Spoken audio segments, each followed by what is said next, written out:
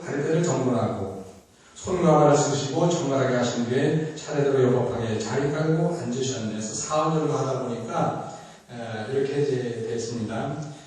아나다존자는 지난번에 얘기했지만 아마 부처님이 10대 제자뿐만이 아니라 지금까지 역사 속에서 가장 머리가 명석하고 기억력이 가장 뛰어난 그러한 수도자라고 생각이 듭니다. 얼마나 기억력이 뛰어나냐면 부처님의 84,000법문을 거의 남김없이 다 기억했다가 부처님이 열반하신 그 해에 500비구가 모여서 편찬회의를 열 때, 결집을 열 때 그때 거기서 이렇게 송출을 했어요. 그래서 수많은 대중들이 다 듣고 나서 맞아 다 이렇게 했습니다.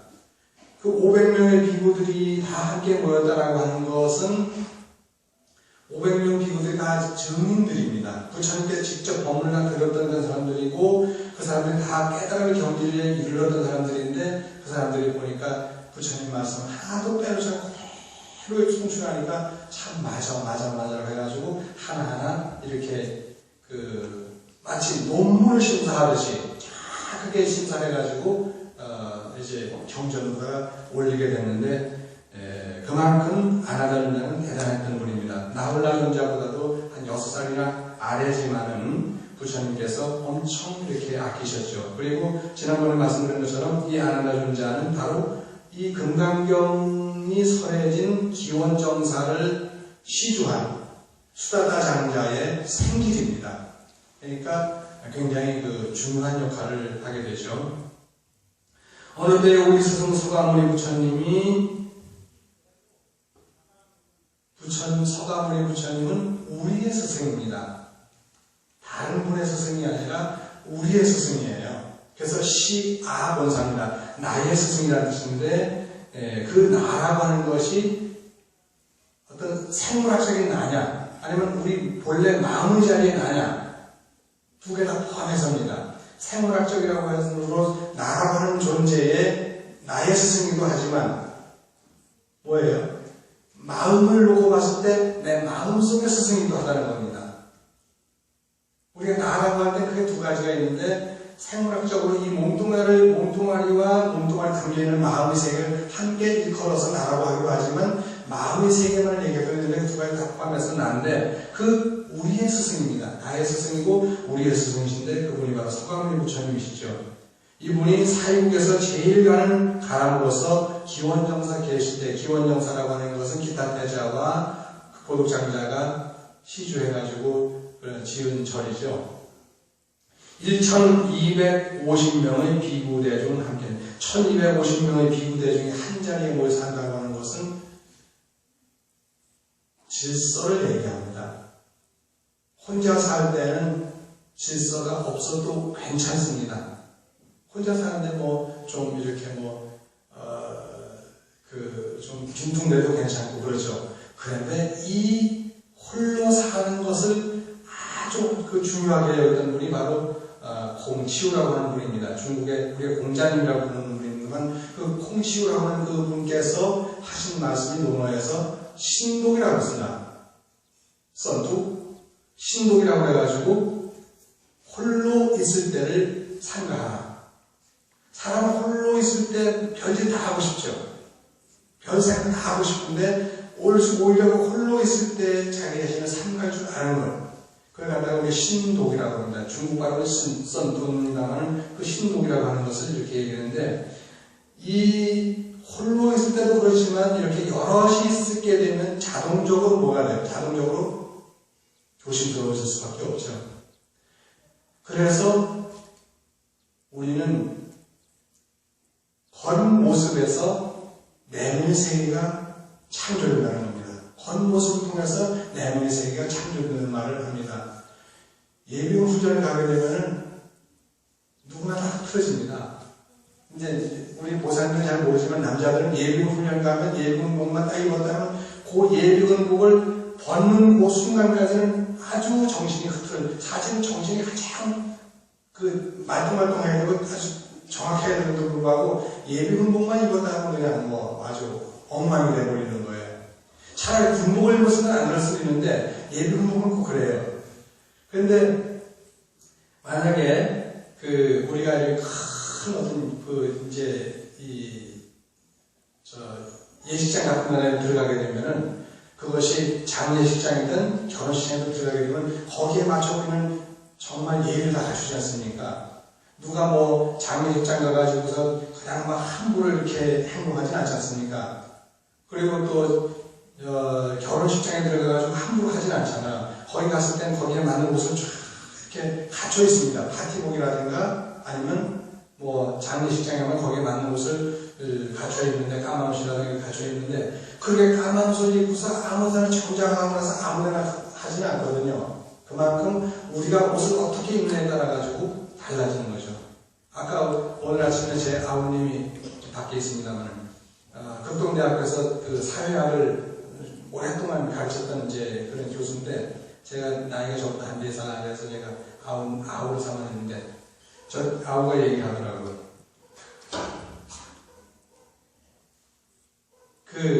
공군사관학교라든가 이런 3, 4, 이제 이렇게 자식을 보내지 않습니까? 그러면 가가지고 이렇게, 이제 생도가 되게 되면은 부모가 면회를 갔어요. 그러면 충성! 이렇게 하고 합니다.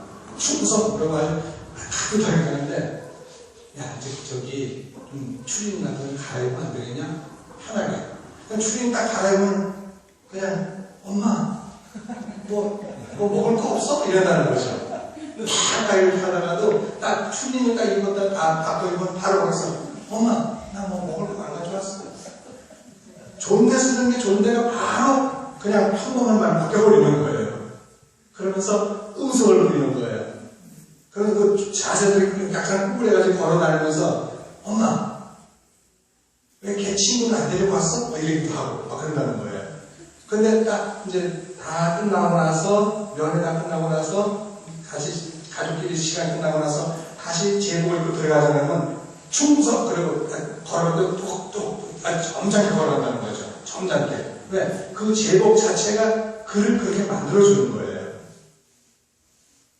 그러니까 1250명의 대중들이 쫙 안행으로 탁발을 할 때 거기에 함부로 행동하는 사람은 아무도 없다는 거죠. 안행이라는 게 기러기 한자, 행한 행자인데 기러기가 이렇게 줄을 쫙 서서 이렇게 날아갑니다. 그런데 그렇게 안행을 쫙 이렇게 가상상 탁 수도하고 이러고 발대 하나 들고 많은 그런 시민들이 다 있는데 거기를 이렇게 탁발하고 걸어가는데 거기 누구도 함부로 하지는 않는다는 거죠. 정확하게, 정중하게 걸어가는 거예요. 근데 제가 얼마 전에 서울에 무슨 이제 모임이 있어서 갔어요. 누구라고 제가 말씀을 드릴 수가 없어서 참 그러긴 한데, 제가 이제 저는 이렇게 어디 큰 모임 같은 데 가게 되면 항상 이렇게 장상을 입고 갑니다. 장상을. 가사는 이제 들고 가지만, 법문하는 데가 아니면 장상만 그냥 입고 있어요. 법문하는 게 아니라는 건데, 장상을 입고서 이렇게 어느 모임에 갔는데, 아는 신도님이, 뭐 저하고 많이 아는 건 아니지만, 그냥 어쨌든 아는 얼굴의 신도님이 오더니, 그냥 걸어오는 거예요. 걸어오더니, 보통 우리 하면, 스님 안녕하세요 이렇게 하면서 반갑다고 하잖아요. 근데, 그냥 막 펄썩 들어가는데, 진짜 좀 그렇더라고요. 그게 이제 제가 승복을 안 입고 있고 장상을 안 입고 있으면 모르는데 장상을 다 입고 이렇게 정장을 다 이렇게 써서 이제 다들 이렇게 서 있는데 와가지고 그냥 덥석 끌어가는 거예요. 할머니 같은데 이해가 가. 할머니 한 80, 90 된 할머니 같으면 얼마나 이해가 가죠. 나보다 나이가 더 젊은 사람인데 덥석 끌어가는데 좀 그렇더라고요 그게. 혹시나 여러분들 아무리 반가워도요, 상대방이 정장을 하고 있는 스님 같으면 안 하는 게 좋겠더라고요. 제가 봤을 때 그래요. 저는 그냥 참는데, 주위에서 바로 뭐가 말이 막 나오더라고요. 뭐야? 저 여자 뭐야? 나중에 가가지고 그분이 자기도 모르고 하긴 했는데, 너무 반가워서 했는데, 나중에 이제 저한테 문자가 왔어요. 스님 죄송합니다. 그러고 했더라고요. 사바세계는 원래 그런 거예요. 라고 대답을 했는데, 그게 여럿이 있을 때, 제복을 입고 있을 때, 유니폼을 입었을 때는 좀 조심스러운 게 좋겠더라고요. 끌어안으니까 뭐 거기서부터 무한을 줄 수가 없잖아요. 저도 사실 안기니까 기분은 좋더라고요. 기분 좋다서 못하고 그랬는데 어쨌든 그건 제가 농담이고 기분 좋은 건 농담이고 사실은 좀 민망했어요. 근데 그게 제복이라고 하는 게 그렇게 사람을 그렇게 만듭니다. 겉모습이 내면의 세계를 만들어갑니다. 내 마음의 세계를 만들어가는 거예요. 그래서 1250명이 이렇게 수행을 하다 보면 자동적으로 뭐예요? 조심스러울 수밖에 없는 겁니다. 그래서 오히려 부처님께서 늘 부처님도 홀로 있는 것을 삼가하고 이렇게 늘 얘기를 하셨죠. 하루아침 세존께서 공양하실 때가 돼요. 하루아침이라는 게 어느 날이라지 않고 어느 날이랍니다. 어느 날이죠. 일본어로 하면 아르토끼가 되겠지만은 그리고 그 중국어로는 여우이티엔 어느 한 날, 어느 날 뜻이죠. 어느 날 아침 뜻인데 하루아침이라고 해가지고 하루 이틀 사흘 나흘 해가지고 어느 한 날만 얘기하는 게 아니라 그냥 우리가 보통 얘기할 때 어느 날 이런 뜻입니다. 그러니까 여시하면 일시불의 일시가 그거죠. 어느 때, 그죠? 어느 때 세존께서 늘 매일 그 시간에 가시지만은 공양하실 때가 되어 큰 가사를 수하시고 발대를 손에 들고 함께하는 대중들과 사일의 성 들어가서 안양으로 탁발하고 기원정도 들어오셨는데 여기에 뭐가 나오냐면 가사가 나옵니다. 두 번째 뭐가 나오죠? 발대가 나옵니다. 입는 문제와 먹는 문제는 아주 소중하죠. 이 입는 문제와 먹는 문제를 떠나가지고는 어떤 법문도 의미가 없습니다. 바로 금강경의 그 백미가 뭐냐면 바로 법회 인용문이라고 이 속에 다른 데에 없는 먹는 얘기가 나옵니다. 탁발하는 얘기가 나오고 가사 이야기가 나오죠. 이거는 굉장히 중요한 경전입니다. 이 금강경처럼 딱딱한 경전이 없습니다. 사실은 저는 이게 40년 동안 금강경을 읽고 지금도 금강경의 내용이 뭐지? 누가 물으면 금강경 내용이 뭐지? 이렇게 할 정도가 정말 딱딱한 경전이에요. 아주 딱딱해도 딱딱해도 그렇게 그래서 오히려 뭐라고 하냐면 차돌금강이라고 합니다. 차돌금강. 차돌처럼 단단한 금강경이 그 차돌금강경인데 여기에 무슨 얘기가 나오냐면 바로 먹고 입는 문제가 나옵니다. 먹고 입고 어디에 쉬어요? 기원정사도 쉬잖아요. 누구와 함께? 1250명의 대중과 함께. 그러면서 먹고 입고 쉬기 위해서는 어떻게 해야 되냐? 벌이를 해야 돼요. 어떤 벌이를 해야 돼요? 경제활동을 안 하니까 직접 발대를 들고 시중에 나가서 탁발을 해가지고 와야 됩니다. 그 탁발을 한다고 하는 것 자체가 의탁할 탁자에다 비탁자도 탁발에는 발대 맞자거든요. 발대를 들고 와가지고 좀 주세요 이렇게 하는 거예요. 주세요. 그 주세요라고 하는 그 말 속에는 뭐가 들어있어요? 교만이 안 들어있습니다. 누구한테 가서 뭘 달라고 도와달라고 하는데 교만이 들어가 있을 수는 없지 않습니까? 이건 굉장히 중요한 얘기인데 교만이 없습니다. 정말 조용하게 가서 자기 자신을 낮추면서 하는 건데 원래 그 탁발할 때는 아무 말도 안 합니다. 그냥 지나만 가면 됩니다. 저도 이게 스리랑카에 가서 좀 오래 살고 한 23년 정도 올해는 한 23년 정도 살았고 타일랜드도 이제 왔다 갔다 하면서 좀 들르고 했지만 탁발을 이렇게 하게 되면 그냥 들고 그냥 지나가면 됩니다. 근데 스리랑카는 약간 달라요. 스리랑카는 탁발 문화가 그렇게 많지 않아요. 스리랑카 탁발 문화가 별로 없고 미얀마하고 타일랜드 탁발 문화가 아주 강합니다. 근데 스리랑카는 어떻게 탁발 문화가 없냐? 스리랑카는 탁발 문화가 아니라 신도들이 밥을 매일 아침마다 해옵니다. 점심도 해옵니다. 저녁에 물론 밥을 안 먹으니까 오후식인가 안 하는데 아침에 밥을 이렇게 층으로 해서 차나 들 때 이렇게 한 층, 두 층, 세 층, 한 5층짜리 이렇게 이걸 갖다 몇 개를 가져와요. 신도들이. 그 절에 사는 신도들만 공양하면 되니까 보통 절에는 이제 우리와 마찬가지로 뭐 한 4-5명 이렇게 스님들 살아요.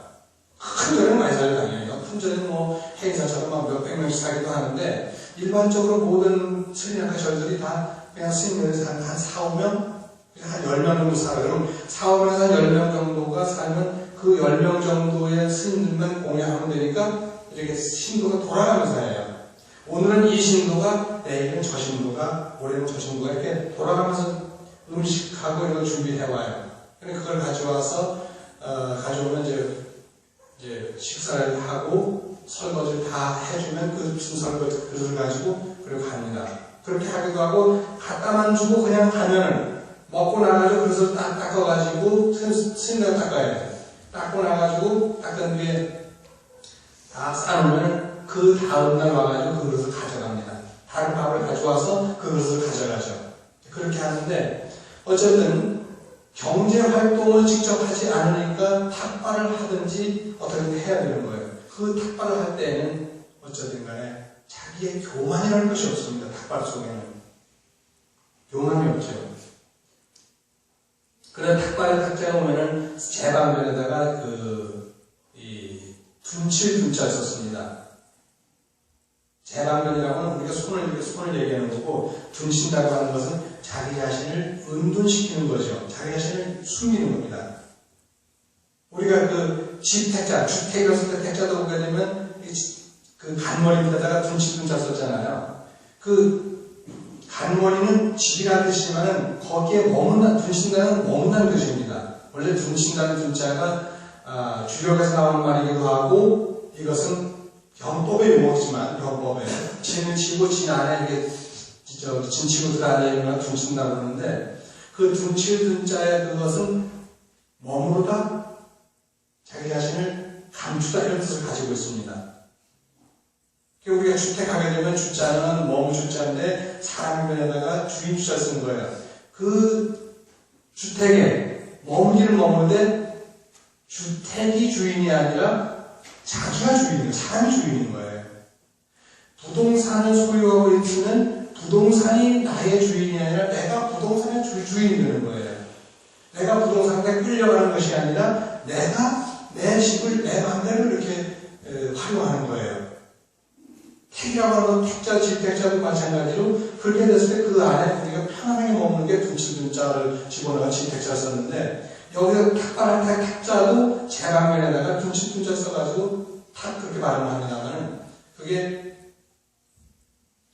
손으로 밥을 비빌 때 거기에 의탁하는 거예요. 그러면서 자기 자신을 낮추고 숨기는 것이죠. 그래 발대를 들고서 가는 거죠. 탁발하고 기원정 사회에 돌아오셔가지고 대중과 모두 함께 평등 공양을 마시는데, 이렇게 음식을 빌어오게 되면은, 음식을 가져오게 되면 그냥 바로 드시지 않습니다.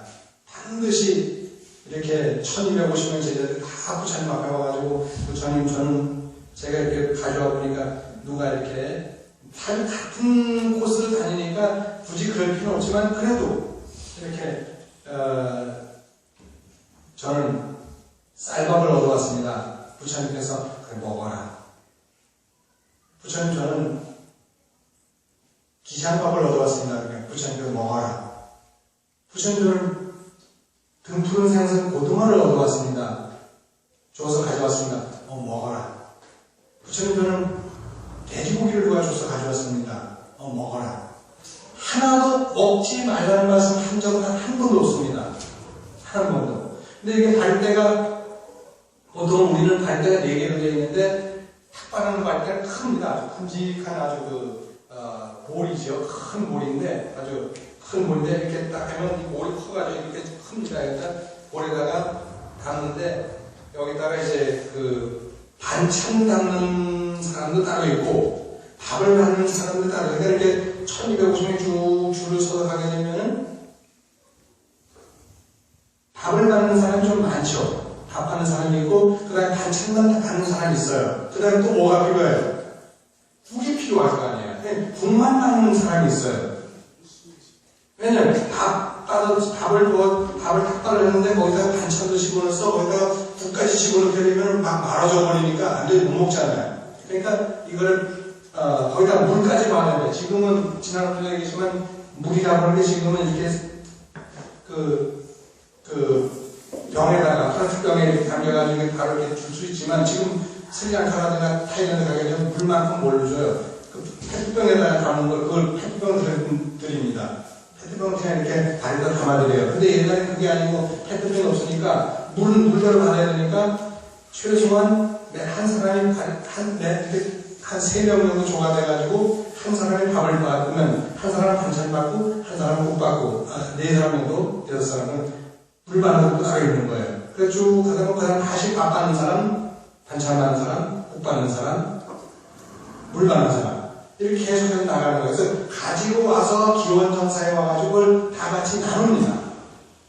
밥은 밥대로 모으고 반찬은 반찬대로 이렇게 분류해서 거의 같은 코스를 가니까 반찬이 거의 비슷비슷한 반찬들이에요. 그럼 모아가지고 하고 국은 국대로 가는데 모으고 국이 아주 다른 국일 수도 있어요. 왜냐하면 그 시주하는 사람들이 다 각자 자기들이 먹는 걸 가져가기 때문에 미역국일 수도 있고 냉국일 수도 있을 테고 돼지고기국일 수도 있고 생선국일 수도 있잖아. 그러니까 국이 다르니까 국 받는 그릇도 여러 개 할 수 있죠. 그냥 가져와가지고 거기서 같이 평등하게 다 같이 거기서 나누는 거예요. 부처님 계신 그 자리에서 다 같이 나눠가지고 다시 배식을 해가지고 이제 쭉 둘러앉아가지고 공양을 하는 거죠. 자기가 얻어갔다고 자기가 받아 먹는 것이 아니라 그렇게 먹는 거예요. 근데 부처님께서 한 번도 그냥 먹지 말아라 할 적이 없어요. 그러니까 어떤 일이 생겼냐면 매년 음력으로 10월 보름날이면 백중날인데 전국에 흩어져서 수행하던 비구들이 다 부처님 계시는 이렇게 모였는데 더운 지방이죠. 요즘과 달라서 더운 지방입니다. 7월 보름 백중날 되면은 남반구 같으면 제가 살았던 탄자니아 같으면 적도 남쪽이기 때문에 7월달에도 가장 추울 때입니다. 그리고 음력으로 7월 보름이 양력으로 8월 중순이나 8월 하순쯤 되거나 그렇게 되는데 8월달이면 우리는 한참 더울 때지만 남반구는 시원할 때거든요. 근데 인도라고 하는 나라가 북반구로 들어가잖아요. 우리처럼. 북반구로 들어가니까 당연히 덥죠. 그러니까 그 더운데 그 부처님 계신 곳까지 몰려들다 보니까 너무너무 지쳐서 쓰러져 버린 거예요. 그 먼 데서 이렇게 부처님 계신 곳을 향해서 요즘에는 KTX가 없고 비행기가 없고 탈 것이 없다 보니까 걸어서 거기 부처님 계신 곳 가다 보니까 지쳐 쓰러졌는데 기원정사 거의 다 와가 쓰러진 거예요. 마침 지나가던 어떤 부인이 보니까 비구가 쓰러져 있는 거예요. 나보다 더 잘생긴 비구가 다 쓰러져 있는 거예요. 그래서 이 보살님이 이제 자기 이제 시종하고 같이 가서 이렇게 빨리 가서 의원 좀 모셔온 거라 가지고 그 시종에 가서 의원을 모시고 왔어. 모시고 왔는데 의원이 다 그 스님을 검진해 보니까 다른 거 아무것도 없고 그냥 영양이 좀 부족해가지고 영양실조로 쓰러진 거니까 뭐 특별한 거 없습니다. 그냥 고기국 좀 끓여다 주면 딱 되겠네 이래거든. 그러니까 이 우바이가 알겠습니다. 그러고는 이제 집에 왔어요. 와가지고 그날이 음력 보름 열다른 날이어가지고 그냥 막 집안일 하다 보니까 깜빡 잊어버린 거예요. 깜빡 잊어버린 거예요. 그래가지고 그 다음날 아침에 일어나가지고 보니까 일어나서 눈을 딱 뜨니까 스님 생각이 나는 거라. 그래서 시종을 불러가지고 야 큰일 났다. 빨리 가서 여기 가서 고기 좀 사오느라 했어. 그래서 돈을 줬는데 황금을 줬는데 황금을 가져가가지고 이만한 황금을 가져가가지고 그냥 빈손으로 들어온 거죠. 왜 빈손으로 왔냐 그러니까 오늘이 보름날 아닙니까? 보름날은 국법으로다가 살생을 금하는 날인데 어떻게 고기를 구할 수 없었습니다. 그러니까 그래 그러면 그래도 그 많은 사람 중에는 아마 작은 사람이 있을 거야. 그러니까 황금을 여러 번 주면서 황금 부인만큼만 가져오라. 근데 가서 또 갔다 왔는데 또 빈 허탕 치고 간 거예요. 아무도 자기가 국법에 걸려서 살생을 하게 되면 자기도 같은 살생하다가 이렇게 보정을 죄를 받으니까 자기 목숨 내놓고서 할 수가 없는 거예요. 되돌아온 거야. 다시 내보내가지고서 이 금내 10분의 1이라도 좋으니까 부피가 가서 고기를 좀 구해오면 또 그냥 빈손으로 왔어요. 그래서 이 우바이가 무격제기를 하고 그 시종에게 그 골방에 들어가가지고서 자기 볼기사를 베어서 턱 내준 거예요. 가서 근데 이 시종은 뭔지 모르죠. 가는 거지 저기 스님한테 고깃국을 빨리 끓여드리라고 했어요. 그리고 자기는 그냥 쓰러져 버렸죠. 저녁에 그 남편이 바람인데 돌아와 보니까 늘 한결같이 그 퇴근 시간이면 맞이하면서 어서 오라고 이렇게 반겨 맞이하는 그 아내가 보이지 않는 거예요. 그래서 그냥 시종을 불러서 닫으시니까 시종이 아마 골방에 있을 거라고 그러거든. 그래서 문을 탁 열어보니까 피가 남자한테 아직 쓰러져 있는 거예요. 근데 이 바람이 아내를 데리고 병원부터 가야 되는데, 와, 이때다! 해가지고 그냥 바로 바람에서 나와가지고 시내 나와가지고 프랭카드를 쫙 만든 삼은 석가의 제자가 사람의 고기를 먹었다. 얘가 프랭카드 써가지고 온 그 바람하신 다 돌아다니는 거예요. 사이성을 다 돌아다니는 거예요. 그러니까 그게 소문이 막 쫙 바로 터져버리죠. 그래서 그 소문이 부처님께 바로 들어가니까 부처님께서 일단 신통력으로 그 우바이를 얇게 만듭니다. 신통력으로 나가서 이렇게 신통력 다 이렇게 앉아가지고 멀리 월격조 정도 이렇게 하니까 그 우바이가 다시 없던 살이 고리살이 다 붙어가지고 이렇게 나은 거예요. 그리고 나중에 그 다음날 밝은 날 많은 대중들이 모임에서 이러이러한 일이 있느냐라고 비구던데 보니까 어느 비구가 그 얘기를 하거든요. 예, 그래가지고 제가 기운을 찾아서 이렇게 왔습니다니까 그때 부처님께서 기운을 정하시기를 앞으로 누가 고깃국을 주거든 이 고깃국이 사람의 고기는 아닙니까? 라고 물어보고 먹어라 그랬어요. 물어보고 먹지 말라는 게 아니고 물어보고 먹어라 라고 하는 그런 계율이 정해진 겁니다. 이건 비구들 계율이 스님들 계율이 60권으로 되어 있는데 60권 중에 제 45책에 나오는 겁니다. 제가 벌써 37년 전에 읽은 책이 36년 전에 읽은 책이지만 그 책을 읽고서 제가 엄청 감명을 받았는데 그 사분율장에 나오는 이야기입니다. 그래서 계율이 정해진 하나하나 계율이 정해졌는데 어떤 경우라도 먹지 말라고 하는 것은 없습니다. 오히려 먹지 말라고 난 이거 개지켜야 되니까 안 먹습니다라고 하면 어떻게 되냐? 내가 직접 농사 짓고 내가 직접 직장 생활해가지고 돈 벌어서 사다 먹은 것이 아니기 때문에 신도가 정성을 다해서 주는 건데 나 지금 개지키기 때문에 못 먹습니다라고 하면 뭐냐? 정성을 꺾어버린 거기 때문에 정성 꺾는 거는 더 안 좋다는 거예요. 그러니까 부처님께서 어떻게 했어요? 그것이 상한 고기인 줄 알면서도 돼지고기를 드시고 나서 춘다고 있는 돼지고기를 드시고 나서 80일 만인가? 석 달 만에 세상을 떠나시잖아요. 만 석 달은 아니고 80세를 사시고 80일 만에 80일 전에 드신 걸 가지고 80일 만에 세상을 떠나신 겁니다. 80이라고 하는 숫자가 부처님하고는 2년이 깊죠. 음력 12월 8일 성도하시고 음력 2월 8일 출가하시고 음력 4월 8일 태어나셨잖아요. 물론 15일 안에 얼마 되겠지만 그 다음에 80세를 사셨고 돌아가시기 80일 전에 드신 음식이 식중독을 일으켜가지고 80일 만에 세상을 떠나신 겁니다. 이런 그 팔자와 관련된 것이 이제 아마 제가 보기에는 불교가 기독적이 중국으로 넘어서 팔자하고 이렇게 인연이 있지 않을까 생각하긴 하지만 그건 이제 제 생각이고요. 어쨌든 88 이런 거는 인연이 깊은 문제. 그런데 그렇게 해서 부처님께서 말씀하시기를 어떤 경우를 하더라도 신도가 정성을 해서 주는 것은 거절하지 말고 먹어야 된다 이렇게 말씀하셨습니다. 오늘 여기까지 법문을 하는 걸로 하고요. 여러분들 내일 부처님 오신 날 아름다운 등불, 지혜의 등불, 마음의 등불, 사랑의 등불을 켜시기 바랍니다. 오늘 아침에 제가 쓴 기포의 새벽 편지에서는 그런 말 하나 썼습니다. 이건 이제 여담입니다만 서간 야심이라고 쓰는 서간 야심. 석가 석자, 눈 한자, 그 다음에 이게 어찌 야자도 되지만 그냥 어조사 야자예요. 어조사 야자에다가 그 마음조 써가지고 서간이 야심이라고 씁니다. 야자는 서간은 바로 석가모니가 눈이니까 석가모니 부처님 눈매죠. 자비스러운 눈매지만 야심은 야소다라의 눈이 아니고 야소다라의 마음이 아니고 예수님의 마음입니다. 서가모니 부처님의 그 날카로운 지혜의 모습과 사실 날카롭게 아주 잘 배웠죠. 그러면서 예수님의 따뜻한 사랑으로다 우리가 산다면 이 세계는 더 아름답게 가꾸지 않겠냐 해서 제가 서간야심을 글을 썼는데, 서간야심 여러분들 마음속에 한번 생각해보면 그런 시간 갖기 바랍니다. 선물하십시오. 선물하십시오.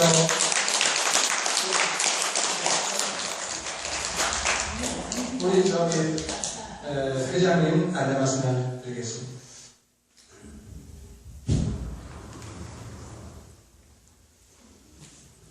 반갑습니다. 내일 우리 1559년 그 공축 법요식이 10시 30분부터 시작이 됩니다. 오늘 오신 불자님들도 내일 또 오셨으면 좋고, 내일 또 많은 분들이 오실 텐데, 주차에 대해서 조금 안내 말씀드릴게요.